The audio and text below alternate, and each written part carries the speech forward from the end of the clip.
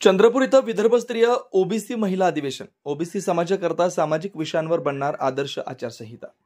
OBC महिलांचं प्रथमच विदर्भस्तरीय अधिवेशन माता महाकाली नगरी चंद्रपूर इथं होऊ घातलंय. सदर अधिवेशन स्थानिक जनता महाविद्यालयाच्या पटांगणावर बुधवार दिनांक 11 जूनला दुपारी 12 वाजेपासून सुरू होणार आहे. या अधिवेशनाकरता विदर्भातील सर्व जिल्ह्यातून प्रातिनिधिक स्वरूपात सामाजिक चळवळीतील महिला उपस्थित राहणार आहेत. या ओबीसी महिला अधिवेशनात महिलांशी निगडीत विविध विषयांवर चर्चा करून ठराव पारित करण्यात येणार आहेत. ओबीसी समाजाकरता केंद्र तथा राज्य शासनाकडून निघालेल्या शासन निर्णयाची माहिती देण्यात येणार आहे.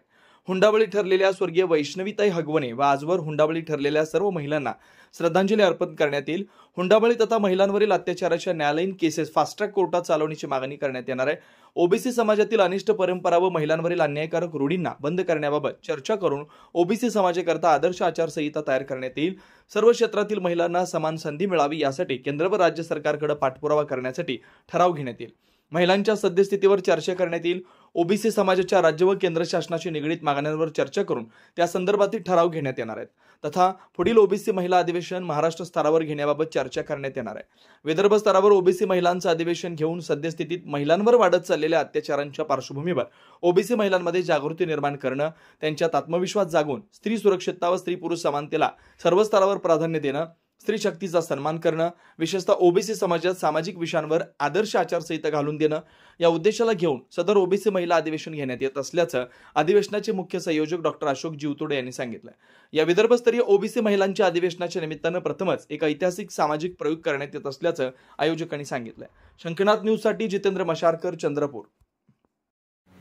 चंद्रपूरला पहिल्यांदा विदर्भस्तरीय महिला अधिवेशन 2025 होऊ घातलं आहे आणि या अधिवेशनाच्या निमित्ताने विदर्भातील 11ही जिल्ह्यातून महिला प्रतिनिधी उपस्थित होत आहे. आणि मुख्य म्हणजे या अधिवेशनाचं वैशिष्ट्य म्हणजे या अधिवेशनामध्ये 300 महिला प्रतिनिधी विदर्भातल्या समाविष्ट होऊन विषयवार चर्चा करून आणि प्रत्येक विषयावर सविस्तर साधक चर्चा झाल्यानंतर त्या विषयाशी संबंधित आम्ही ठराव पास करीत आहोत.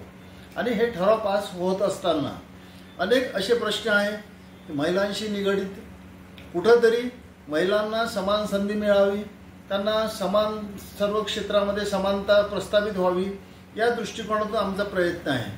अनेक असे मुद्दे आहेत जे महाराष्ट्रात आज गाजून राहिले. पहिला मुद्दा आहे की स्वर्गवासी वैष्णवी हगवणे यांचा हुंडाबळी झाला. यासारख्या अनेक महिला आहेत. त्या महिलांच्या हुंडाबळी झाल्याबद्दल आम्हाला या अधिवेशनात श्रद्धांजली दिल्यानंतर जेव्हा जनता रस्त्यावर उतरते, जेव्हा उठाव होते, तेव्हा सरकार अशा हुंडाबळीच्या केसेस फास्ट ट्रॅक कोर्टात चालवतात आणि त्यांना न्याय देण्याचा प्रयत्न केला जातो. आमचं या अधिवेशनातून सरकारला सांगणं आहे की सर्व असे केसेस जे आहेत जलद न्यायालयात जाव्या आणि संबंधितांना चांगल्या प्रकारे न्याय मिळावा. अनेक राज्य सरकारने निर्णय घेतले. आदरणीय देवेंद्र फडणवीस साहेबांच्या काळामध्ये आणि आताच्या काळामध्ये ओबीसीच्या हिताचे शासन निर्णय जवळजवळ 45 निघाले. त्या सर्व निर्णयांची वाचन करून आणि त्यांच्यासमोर आम्हाला काही मागण्या मांडायच्या आहेत. अशा वेळेस राज्य सरकारच्या अखत्यारीतल्या मागण्या राज्य सरकारकडे, विशेष करून देवेंद्र फडणवीस साहेबांकडे त्यांनी जे केलेलं कार्य आहे त्याबद्दल त्यांचं अभिनंदन करणे या त्यांच्यासमोर नवीन मागण्या आम्ही ठेवून राहिलो. तसंच केंद्र सरकारने जातनिहाय जनगणनेचा फार मोठा निर्णय या मागच्या कॅबिनेट मीटिंगमध्ये घेतला.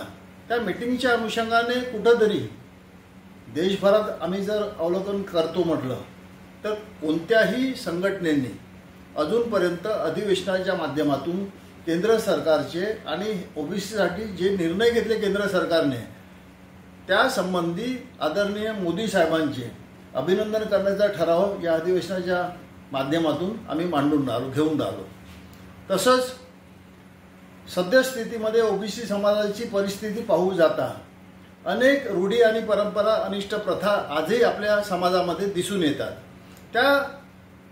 त्यावर कुठंतरी एक निश्चित आचारसंहिता निर्माण व्हावी या दृष्टिकोनातून लग्न कार्य असो, हुंडा देणे किंवा घेणे असो, त्याचबरोबर लग्न वेळेवर लावणे असो, समाजातील ज्या कुरीती आहे, व्यसनाधीनता आहे, या सर्वांचा उहापोह या अधिवेशनाच्या माध्यमातून आम्ही मांडून त्यावर एक आदर्श आचारसंहिता जाहीर करीत आहोत.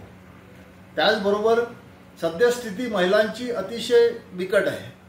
महिलांना सर्व क्षेत्रात न्याय मिळावा, समानता त्यांना प्रस्थापित व्हावी, या बाबतीत देखील या अधिवेशनात साधक बाधक चर्चा होईल आणि त्या अनुषंगाने आवश्यक ते ठराव पास केले जाईल.